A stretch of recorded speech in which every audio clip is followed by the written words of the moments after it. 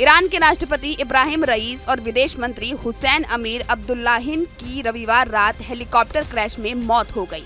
Rice Iran के supreme leader बनने की होड़ में सबसे आगे थे।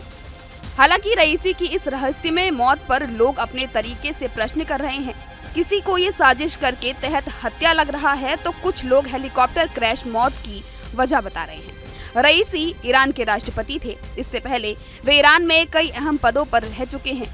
बड़े पदों पर रहने के कारण इनसे कई विवाद भी जुड़े हैं। रईसी तानाशाह परवर्त के नेता थे। उसके शासन के दौरान कोई आंदोलन करने का ख्याल अपने जहन में भी नहीं लाता था। रईसी कट्टर नेताओं में शामिल था, जिसने अपने शासन के दौरान अपने ही लोगों पर कई दमनकारी कार्रवाई की थी।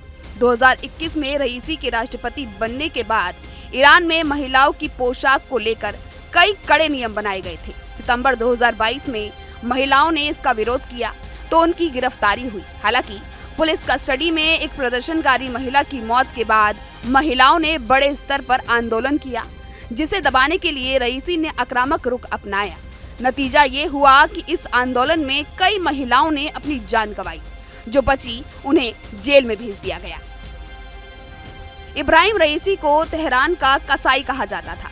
इब्राहिम इतना बेरहम था कि ईरान में 1988 में कई वामपंथियों को सामूहिक फांसी दिलवाई थी। उस दिन के बाद से इसे तेहरान का कसाई कहा जाने लगा था। इब्राहिम रईसी किसी भी कीमत पर अपने उसूलों से समझौता नहीं करता था। उसकी छवि कट्टरपंथी की थी।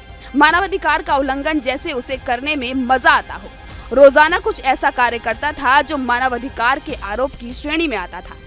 जहां देश में रईसी की मौत से एक पक्ष उदास है, तो दूसरे पक्ष में खुशी का भी माहौल है। कुछ लोगों का मानना है कि अगर रईसी देश का सुप्रीम लीडर बनता तो यहाँ के लोगों पर और ज्यादा आक्रामक तरीके से दमनकारी कार्य करता। ऐसे में कुछ लोग इस बात से बेहद खुश हैं कि रईसी की मौत हो गई। रईसी की दमनकारी नीति का आकलन आप इस बात से लगा सकते हैं कि अमेरिका द्वारा तमाम सेक्शन लगाने के बाद भी ईरान अपने आप को परमाणु पावर के रूप में स्थापित कर रहा था।